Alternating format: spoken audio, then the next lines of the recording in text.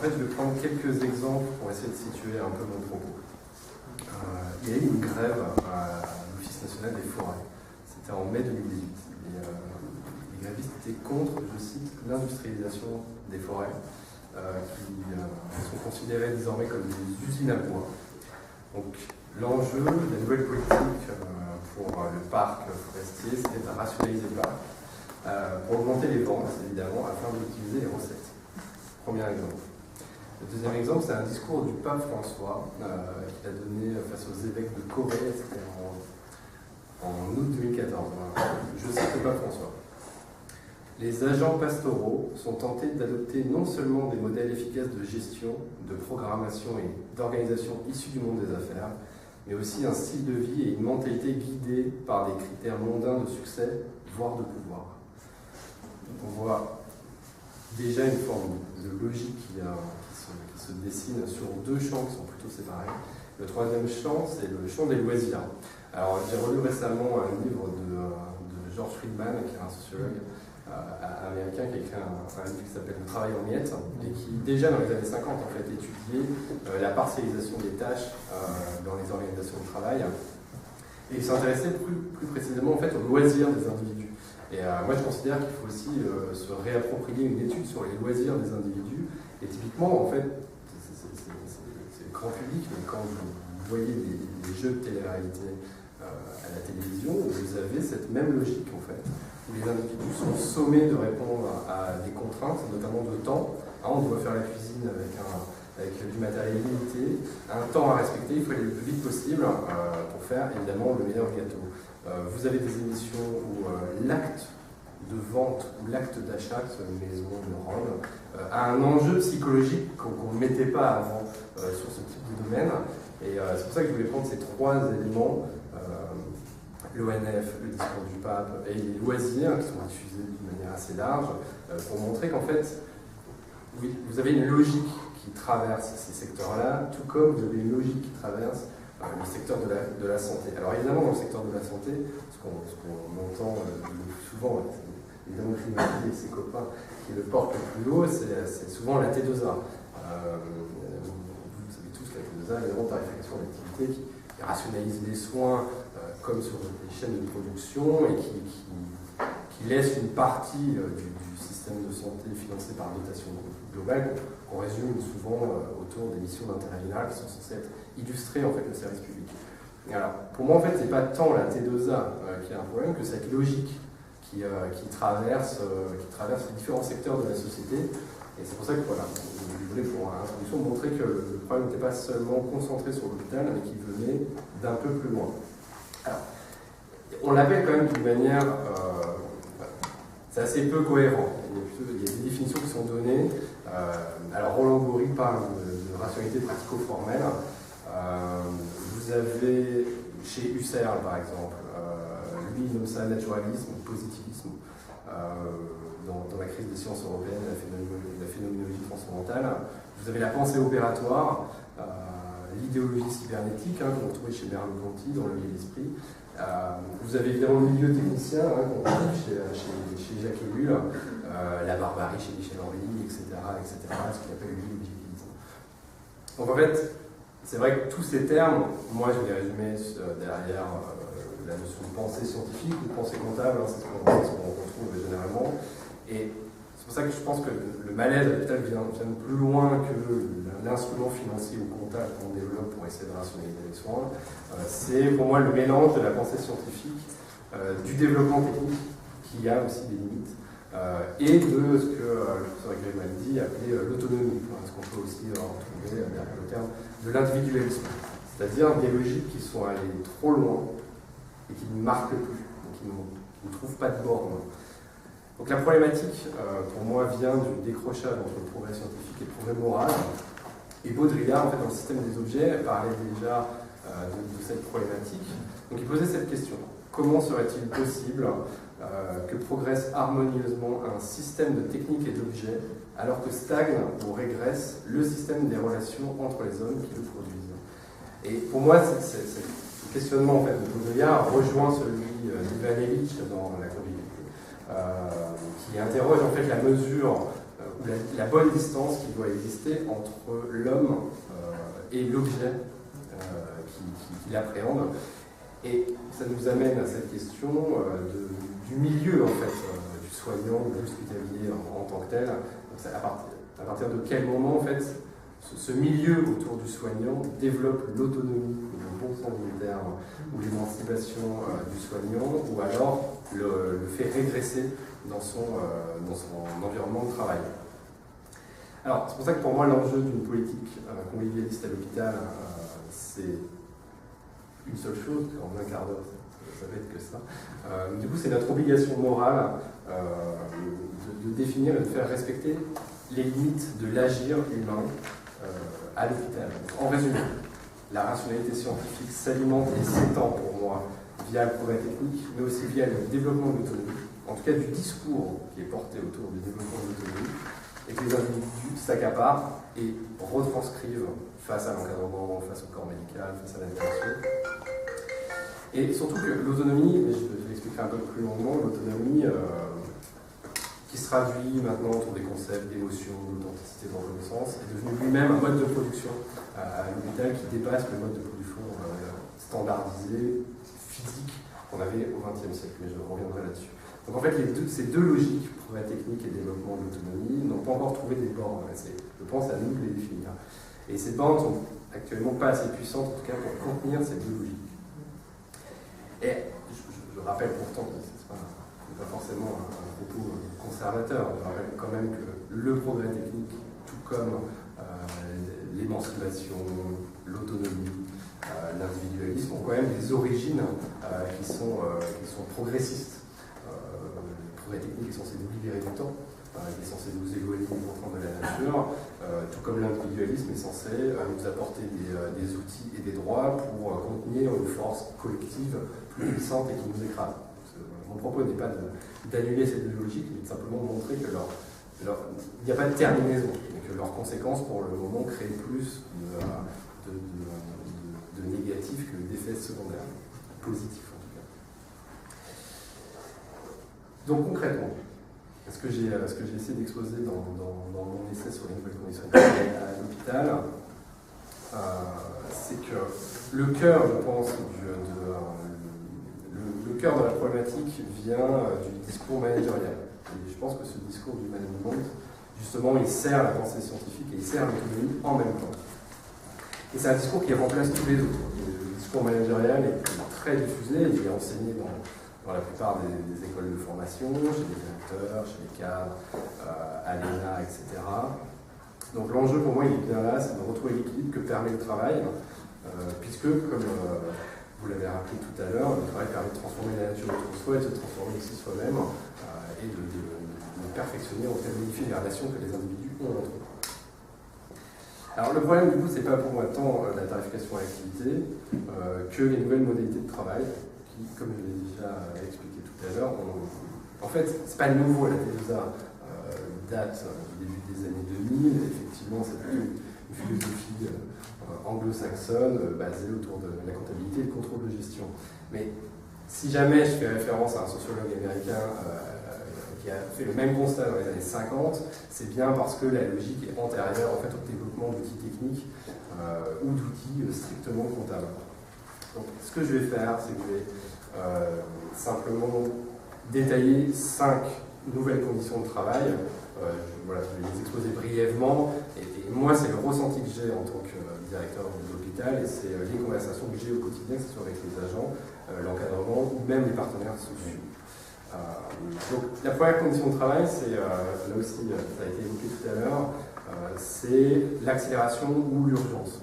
Donc on ne va pas résumer le travail d'Arnold Rosa, le philosophe allemand, sur le sujet, mais effectivement, l'accélération est alimentée par les outils techniques, qui forcent évidemment à toujours répondre plus vite, à en faire davantage, tout comme elle répond à une évolution anthropologique.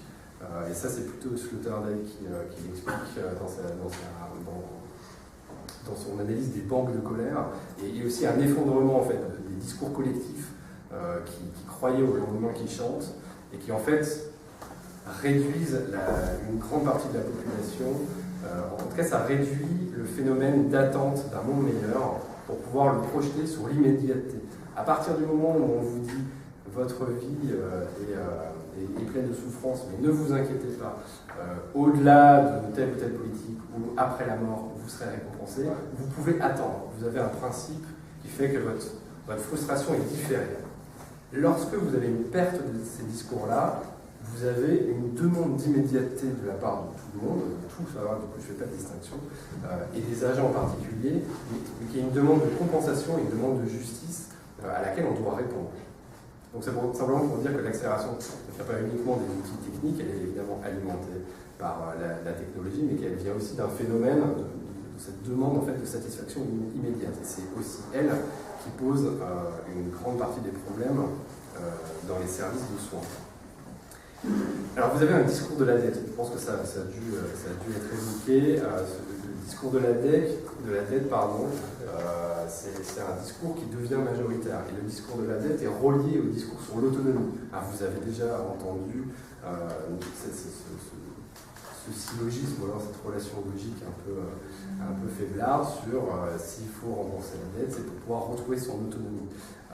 Et ça, je l'avais développé dans mon premier essai sur l'énergie de la dépense, ça Nietzsche avait déjà bien montré dans la généalogie et la morale que le discours sur la dette en fait était aussi calqué sur le discours chrétien du rachat et donc avait une force en fait de domination ou d'intimidation qui est très puissante. Et à l'hôpital, ce discours économique qui prend un peu le monopole a cette même force de contrainte en fait, vis-à-vis des individus.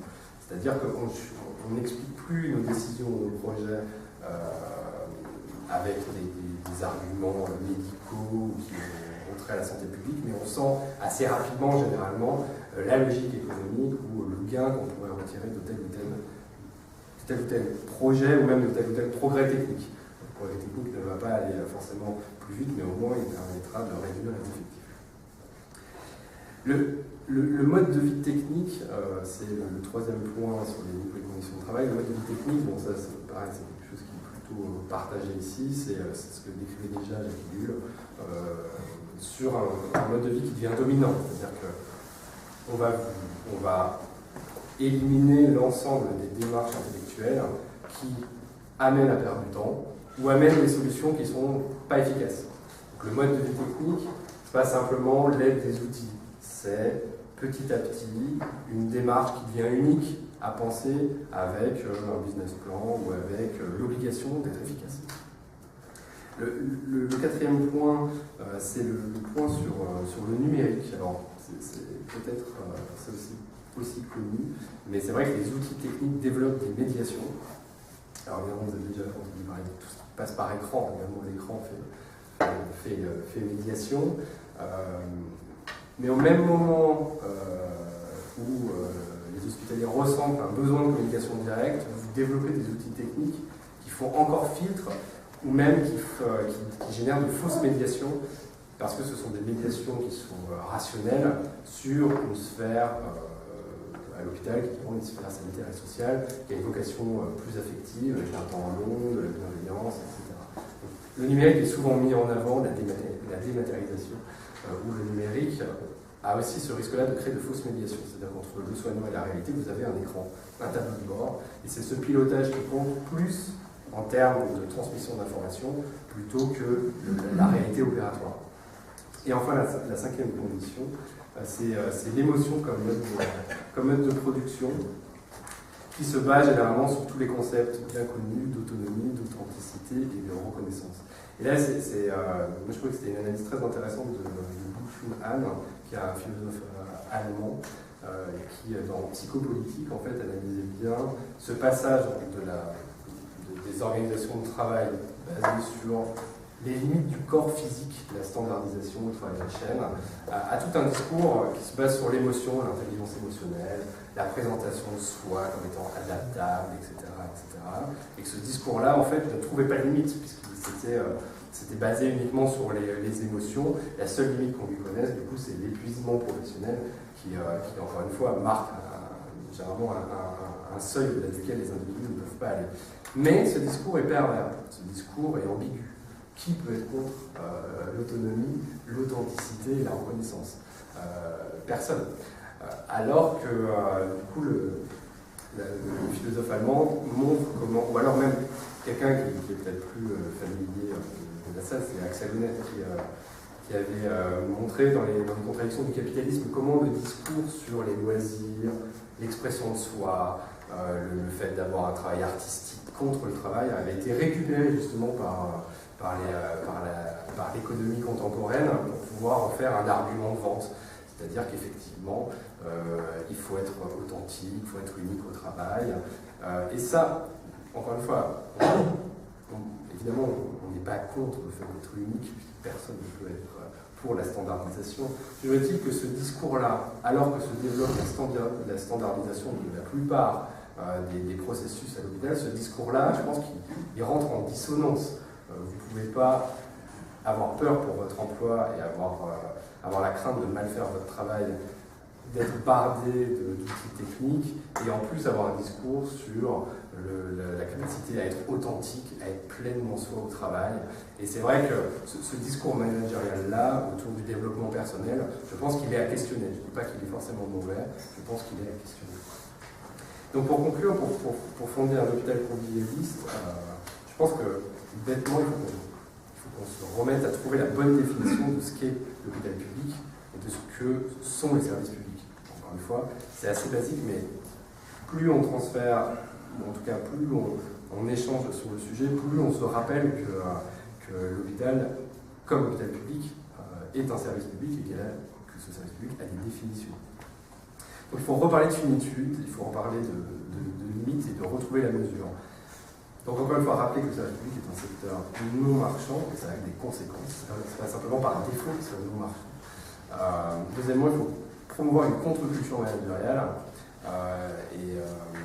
c'est-à-dire, encore une fois, rappeler la limite de notre action dans le domaine de la santé, qui n'est pas une science dure, mais contre la microéconomie et ses théories de la rationalité pure et parfaite. Rappeler qu'on a une rationalité limitée dans les soins et que ce n'est pas un défaut, mais encore une fois, que l'hétéronomie n'est pas un scandale pour la pensée, contrairement à ce qu'on peut nous faire croire, nous autres individus autonomes et atomisés. Non, l'hétéronomie, ça a dit, bon, créer le lien, c'est pas forcément un défaut. Donc encore une fois, rappeler ou promouvoir une contre-culture managériale, développer des pratiques contre-productives, parce que ça a été dit par Roland Maury. Alors, déjà, il faut multiplier les instances de parole où on assure à chaque agent qui peut prendre la parole sans être sanctionné. Parce qu'il y a quand même un degré d'intimidation à l'hôpital. Ça vient des directions du corps médical qu'il faut quand même évoquer. Donc ce degré d'intimidation fait que vous pouvez créer des espaces de parole ou des chartes de bienveillance ou des cafés éthiques. Si jamais vous ne prenez pas la parole et que vous sentez que votre question doit être forcément orientée dans telle ou telle logique, ce n'est pas une vraie prise de parole. Donc c'est l'une des pratiques contre-productives qu'on peut développer. Et aussi le maintien des fonctions redondantes à l'hôpital, puisque le lean management, qui est la nouvelle idéologie à la mode, considère chaque doublon comme étant en trop. En fait, quand vous regardez un secteur de soins avec plus de curiosité, vous savez très bien que l'infirmière qui fait du tutorat ou qui transmet des savoirs sur des soins techniques, elle n'est pas redondante en fait. Elle sert à faire de la transmission.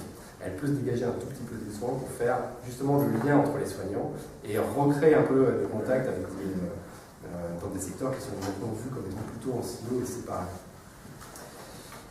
Et dernier point, donc, moi j'avais mené une expérience à l'hôpital Necker pour renverser justement cette logique de lean management, et c'est pour ça que le sens de mon propos, c'est aussi de montrer que la situation actuelle, en tout cas le discours libéral est ambigu. C'est-à-dire que le discours dur à l'hôpital du management, c'est il faut retourner à la production. Voilà, toutes les fonctions supérieures servent à rien, les chercheurs servent à rien, il faut se remettre sur la chaîne de production. Alors, moi j'avais fait cette expérience sur une direction à l'hôpital Necker, mais justement pour développer la reconnaissance pour des agents les plus opérationnels, en essayant de leur permettre véritablement de prendre une partie de pouvoir qui est captée généralement par la forte hiérarchie à l'hôpital. Et je pense que cette démarche-là, elle peut être utile si jamais on permet, encore une fois, à l'ensemble des agents qui sont plus proches de la production de véritablement s'exprimer et de développer en fait leurs conditions de travail, parce que c'est effectivement eux qui sont au plus près des opérations, comme on dit maintenant, et pas forcément tous les représentants de l'encadrement supérieur. Et je pense que, encore une fois, si jamais on nous pousse à être à nouveau dans le matérialisme, on peut aussi se servir du matérialisme présent pour pouvoir recréer du commun, ça a été dit tout à l'heure, et justement pour prôner un hôpital convivialiste plutôt qu'un hôpital d'entreprise comme on le pense. Merci, Frédéric.